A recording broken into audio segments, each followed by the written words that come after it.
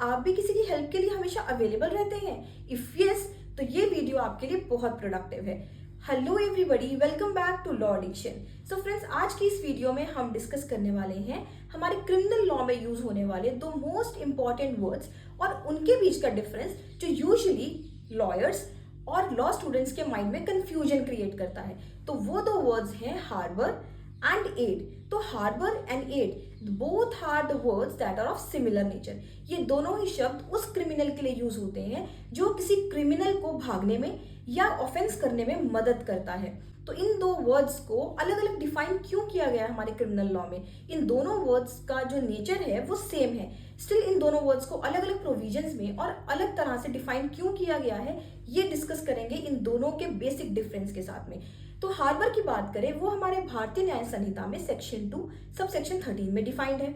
और अगर हम बात करें एड की, तो वो सेक्शन 45 के क्लॉज सी में as a kind of abetment दिया हुआ है। तो इन दोनों ही शब्द का मतलब है किसी क्रिमिनल की मदद करना। लेकिन इन दोनों के बीच का डिफरेंस ये है कि अगर आप किसी क्रिमिनल की हेल्प करते हैं during commission of an offence या बिफोर कमीशन ऑन ऑफेंस, तो वो कहलाता है aid, that's a kind of abetment. तो वो सेक्शन 45 क्लॉज सी में फॉल करता है। और उसी और अगर हम बात करें वर्ड हार्बर की, तो हार्बर में आप किसी क्रिमिनल की मदद करते हैं क्रिमिनल एक्टिविटी हो जाने के बाद में। तो हार्बर जो सेक्शन 2 सब सेक्शन 3 में डिफाइंड है, that particularly talks about the kind of help that you extend to the criminal after commission on offence.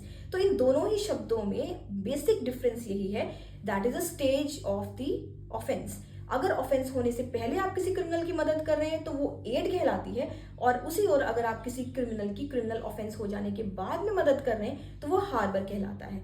So friends, यही बेसिक डिफरेंस है जो इन दोनों वर्ड्स को सिमिलर नेचर होने के बावजूद भी अलग रखता है। आई होप इन दोनों वर्ड्स का मीनिंग और डिफरेंस आपको अच्छे से क्लियर हो गया होगा।